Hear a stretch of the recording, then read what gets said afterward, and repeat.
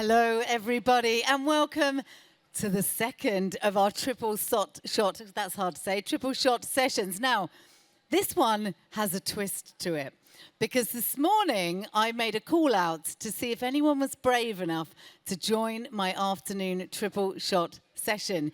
And there is somebody that's put their hand up. I'm going to come to them as my third triple shot, but they're incredibly brave to last minute stood up and said, I'm going to be brave.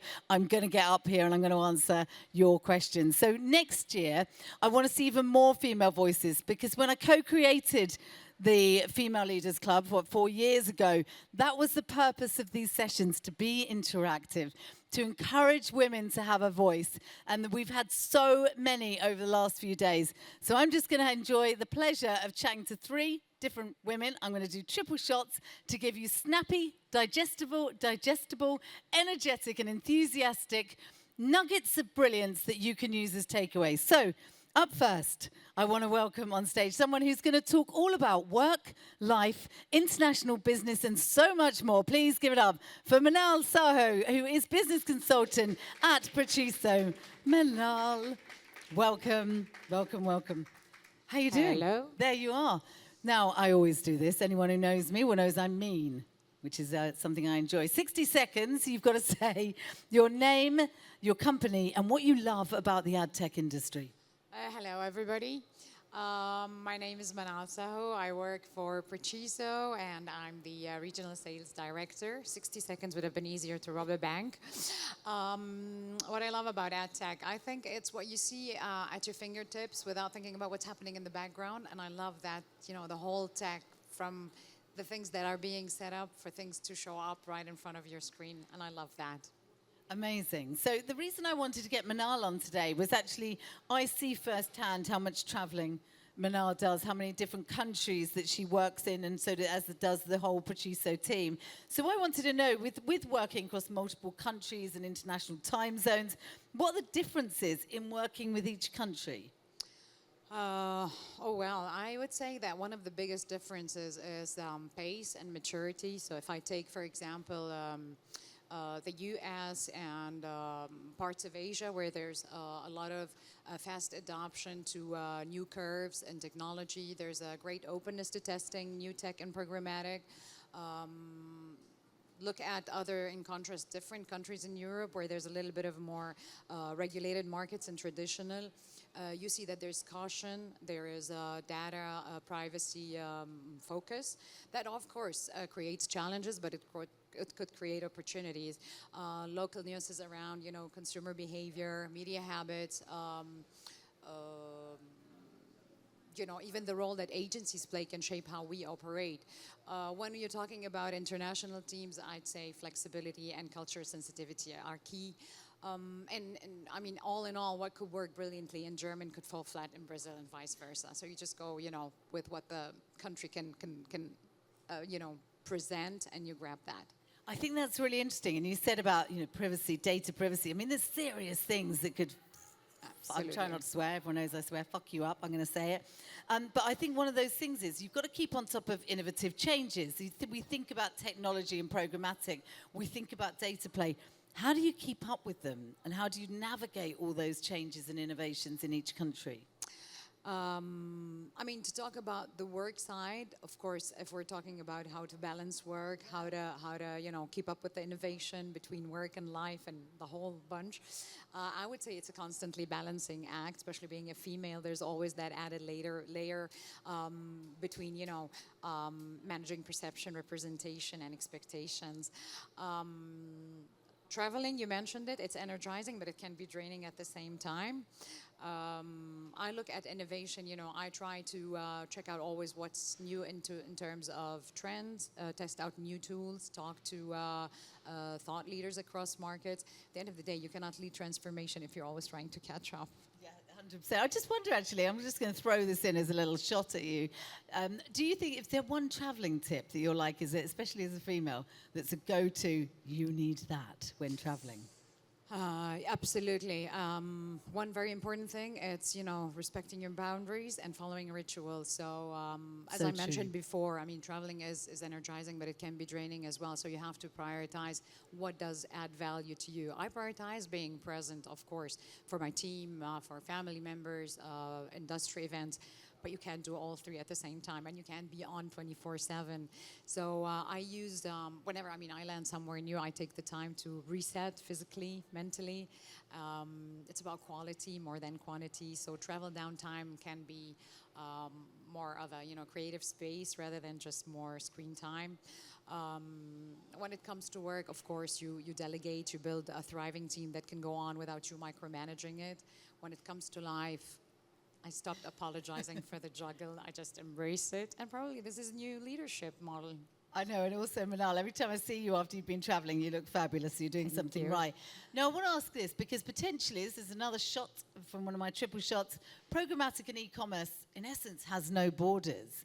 But is there one country that's leading on the march technically? Which is it? I wouldn't say one country per se. I would say there's a lot happening on different regions. So if you look at China and the US, they're leading on everything that's tech investment and scale. If you talk Nordics, Singapore, South Korea, they're way up ahead on user experience and automation. Talking emerging markets like, Indonesia and India, there's great happening on mobile first innovation, and that's really exciting. But on the whole, Julia, I wouldn't say innovation is just about tech. I would say it's about a mindset. And you never know where the boldest thinking is going to come from. You just have to be tuning in. On the best events in the UK, Big Up Madfest 2025, just hashtag that. I've got final two shots for you. What is the biggest trend in programmatic right now? Okay, we all know that retail media and AI-driven optimization, they're redefining space, but we're moving from, from the cookie world dependent model into a more shared world of data, collaboration, clean rooms, contextual intelligence. But I would say the biggest trending thing that's happening now, it's accountability. So advertisers, they want to have transparency, they want to have sustainability, and they want to know where the ROI, they want to have a clear ROI, they want to know where they're heading with their budgets. Programmatic has been, it's matured, and it's now being held to, enterprise level standards. Amazing. Those are the trends to watch, and interesting to see that. One last parting shot for our audience. What's it going to be, Manal? I don't know. I would say whatever you're working on, a career, a new product, an idea, don't wait to be invited. Just lean in. There's so much happening out there in programmatic and e-commerce. Exciting breakthroughs are waiting just around the corner. Lead with curiosity and not fear, and don't wait to be invited.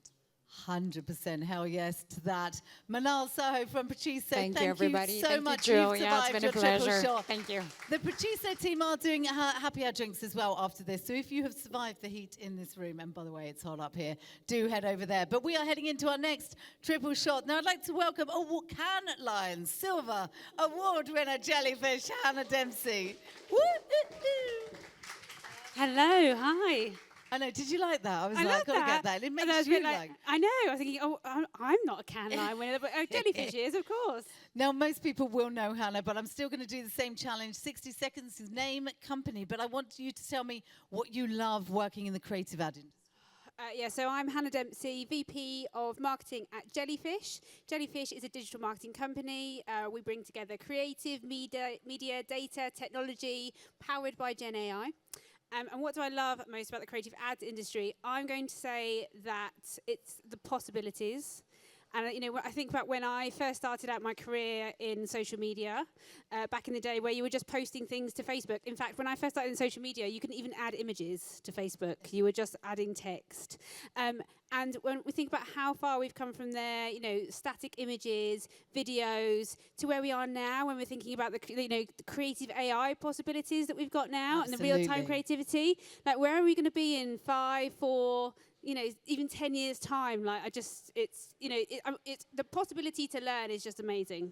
I think that's one of the things, isn't it? It absolutely blows all our minds, and we see it firsthand with what you're doing. Obviously, I bigged you up and said congratulations on the Cannes Silver Lion Awards. I'll just say it again. It was a true pinch me moment to see you all winning Cannes. But what do you think made that campaign stand out? Yeah, I mean, I think. For those that don't know, we won a silver lion in the social and creator category for the work that we did with Apple TV Plus for the Severance Season 2 campaign. So some of you may be aware of part of the work in the campaign because it attracted quite a lot of press attention. It was the Cube in Grand Central Station, where they had the cast from Severance were in Grand Central Station in a cube, and it attracted a lot of attention, and even Ben Stiller was kind of on the outside filming it. So Jellyfish was part of that, and we did a lot of work with Apple TV Plus, as well as their other agencies as well. And we did a lot of the kind of the social and creator stuff, so a lot of the kind of not necessarily the PR behind it, but making sure that it was seen across social, and not just that, but also the kind of creative campaign. And I think it's with winning a Cannes Lion, and I appreciate, especially this year, the Cannes Lion has had quite a lot of controversy and things like that. But I think when you've got great clients who actually want to push the boundaries of what's possible, and we do have that with Apple TV Plus, we've worked on some amazing campaigns with them. And having that great relationship with the client where they trust us, where they believe in us, having the best talent involved, and when you can create something like that, that's where you get that award-winning work. I mean, I see, obviously, when I look at Jellyfish, and I always think there's that perfect balance, triple shot of creativity, AI, and humans. What is it? What part does each part play, and how do you get it to intertwine perfectly?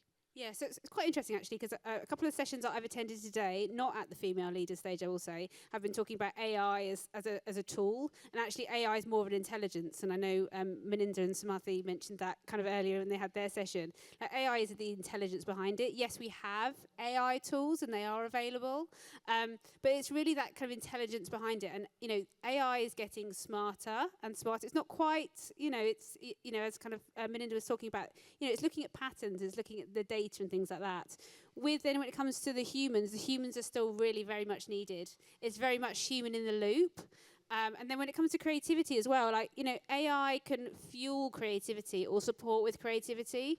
We're not at the stage yet where, personally, I feel, and I know other people hold the view as well, where AI is as creative as humans. I think that one day we will get there, that AI will be as creative as humans, maybe even more creative than humans. But you really need to have that kind of trifecta of, the AI, the humans, the creativity. I think humans is kind of the key lynch point there. I was going to ask you, which one takes the heavyweight title right now, and then which one's going to in 5 years? I mean, humans at the moment, because without great input and great humans and talent to feed into AI, you're just not going to get the great content out, right? I mean, if anyone's ever gone to ChatGPT and said, hey, write me a blog post on X, you know what it spits out is rubbish. Yet if you have a human who can use their strategy, their talent to bring out, that's where you get the real, amazing, that's where you get the really amazing stuff. So it's humans at the moment. Now, if I'm going to be on this in, say, 2-3 years' time, I think there's the potential that it's going to be AI, that my answer would have changed. See, I'm sort of all in. I'm all in on humans with AI just assisting us, and I'm going to stand firm on that. I'm coming into my triple shot, so you get 3 final questions. What's one unexpected thing that has come out of AI in creativity for advertisers? Anything unexpected?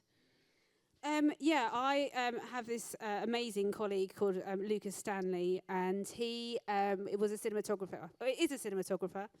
He used to do a lot of our production shoots, and he watched the video from Sora, the first video that was created by AI, and he thought, oh no, I need to change my career path here. AI is going to be taking over. So he's kind of retrained to be producing AI videos and really got into prompting.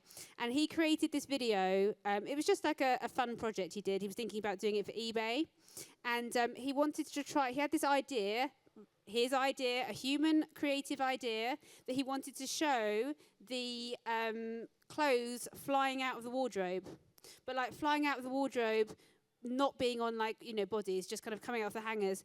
And he said to create that AI prompt was one of the hardest things. He thinks it was such a learning curve for him. It was so hard because AI thinks of clothes moving as clothes moving on a human body, not on a hanger. So to get the swishing and of things like that was really tough. And then he was telling me about the kind of magnetic prompts where you start to, it's that the what you're doing with the prompts to add things to that. So, that was quite surprising to me because you kind of think, initially I was thinking, oh yeah, you just be able to put stuff into chat GPT or, create these prompts and stuff. And actually, prompt is so creative. There's something so creative about prompt writing. It's a kind of a data, a science, an art. That's quite surprising to me as well. So here's a question for you, which is, what's the standout element when it comes to performance? Are you able to drill down and go, we can identify that it is X, be that creativity, be that human interaction, be that data, be that AI?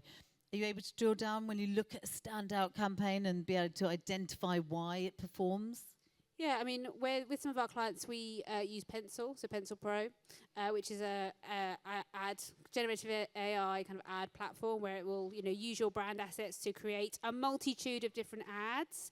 And, that tool is amazing because you can literally put in your logo, your colors. It will spit out lots of designs. It connects with your ad platforms, so, Google Marketing Platform, Facebook, LinkedIn, and will actually create those ads for you, put them on the platform as well, but then we'll bring those optimizations back so you can actually see in real time what ads are working and what not. And then Pencil will tell you, actually, okay, I'm going to give you another 50, 15, 1,000 different types of those ads based on the ones that are working. And you can kind of see that in real time. And in a time where creative fragmentation is really kind of a big buzzword at the moment, the fact that there are so many different platforms now, and all the different platforms require all different ad formats and different sizes and different lengths of video, and ad fatigue as well, because you might be showing an ad for a small amount of time. Back in the day when I was running social ads, you just stick up a couple of ads and they'd be running for about 2 weeks, and then the ad fatigue would kick in. Sometimes now ad fatigue can kick in after 24 hours, right? And how do brands keep up with the number of assets they've got to produce? It just feels like a hamster they need wheel, Gen doesn't AI. it? You need Gen AI. Yeah, 100%. Well, I was going to ask you, and actually that's going to be interesting because your final shot is one parting shot. Now, it could be you've already dropped Gen AI, so you can't touch that. What is your parting shot to this audience? Training is to get yourself trained. Actually, in one of the first sessions I joined this morning around, which was Rebecca Roundtree's.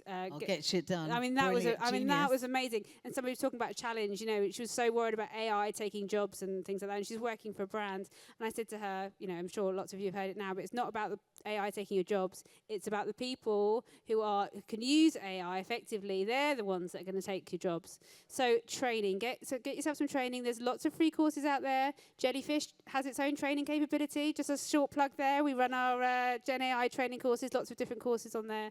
But just get yourself trained in how to use AI, but also kind of test. Practice things like, I've been in his name for 3 times now, but, her and Snappy did an amazing thing of all the different tools and things that you can use. Just, have a go, have a play around with things, I think same in India, women are twice as likely to be intimidated by AI, maybe we need a little kind of AI support group as well, a little testing group, and, everybody can kind of, share what they're doing and things like that, and we can build our confidence with AI. Parting shot. Level up means learn. Wonderful. That's the VP of Marketing for Jellyfish, Hannah Dempsey. Take the stage off. Okay. So this is the moment that I'm an incredibly brave person that I'm going to bring up. So this person put their hands up when I said this morning, does anyone want to be brave and come on stage to answer 3 questions, a triple shot? And this person has never been on stage before. Now, I said of all the stages I've ever looked after, I always believe this to be the most caring, kind, supportive, empathetic. So can you all give a massive round of applause for an incredibly brave Sylvia Del Corsa, who's the founder of Pink SEO. Huge brave moment. Come and grab a seat. I'm so proud of you. Absolutely delighted that you raised your hand. What an incredible thing to do. And I think this is a lesson to anybody. Just be bold, be brave, be you. So, are you ready for your 3? Yes, I am. Good. Lovely. The first one is, what inspired you to take the leap and found Pink SEO? Well, this is my second company. I'm a repeated offender. I used to run a business when I was back in Italy. As you can clearly tell from the accent, I wasn't born here, and it didn't go too well. We relocated here in the UK, and my husband said, I will never run my business ever again. And I still felt the itch of wanting to have my thing. And I chose an SEO because it was the thing that I liked the most. I like numbers, and it's all measurable and data-driven. But I also liked it because at the time when I started, and it was 2011, it was a very male-dominated industry, even more than now. So I was going to industry events, and it was a room full of men, and it was just a handful of women, and they were looking at us like, you're bringing the coffee here. No, I'm not. So it was beautiful to actually be there and run my thing, and now I have rebuilt it. And it's a small company. It's nothing compared to Manal or Hannah, but it's my small agency. I got 8 people. I'm proud of it because I wanted to kind of leave a legacy also of how a woman, a man, a mom can actually run a business, and my kids have seen all the stages of it. And been so proud. And actually, weirdly, fear of failure so often puts people off. What I'd love to know is how you've made something. You know, you said yourself that you previously run a company and failed. How did you then take something that wasn't working and make something that works? I mean, it's incredibly brave. Well, yeah, it was a failure, and it felt like a failure for a while because it was a beautiful place full of energy, and we had to close it, and I felt like we let everybody down. So it took a while to actually digest it, but it was a lesson. So I can't say I'm grateful, but I kind of am, because it taught me some things. So now that I'm doing it for the second time, there are some mistakes that I'm not doing anymore. I'm doing different mistakes, and I'm not doing the previous ones. So yeah, I learned that actually I'm more resilient than I thought, and I can actually go through these kind of things. This time I got more advice. So when I came here, I knew that I didn't know some things, like I didn't know anybody in the UK, I didn't know how the UK business Now everybody's going to know you. This is broadcasting live. There you go. And I was pretending it was just me and you. And so at the time, I've surrounded myself with lots of advice, mentors, coaches, advisors, because I knew that I had done mistakes. So there was a lot of humility, and I knew that I needed advice. So yeah, I'm doing different mistakes. That's so good. And the final of the 3 shots for you is just really, you've been brave on 2 counts. 1, coming back from a failure and setting up a successful company. And number 2, getting down well on stage here with about an hour's notice. What advice would you give to somebody today to be brave? Well, I think there is a fine line between being brave and being crazy, and I don't know which side of the line I am, but I mean, I told myself I need to do something that scares me a little bit every day, because if I stay in the comfort zone, it gets boring and I never learn anything. So this felt really scary when you said it, and there was something that said, I want to do it, because I want to push myself out of the experience, and now when I'm out of this, I know that I've done it, I survived, I'm alive. And it's gone well. And I thought maybe, I don't know, the story can resonate with somebody if they're going through something. So I said, okay, I'm not focusing on this. I'm focusing, maybe I'm helping. So yeah. I love it. Well, she's done something scary today. People have seen this in the flesh, and I think it's incredible. And I want to put you this hand up for me, everybody. Put the other hands up and give Sylvia an incredible round of applause for being so brave. Thank you. And that wasn't so scary. So wonderful. That is the end of my 2 triple shot sessions today.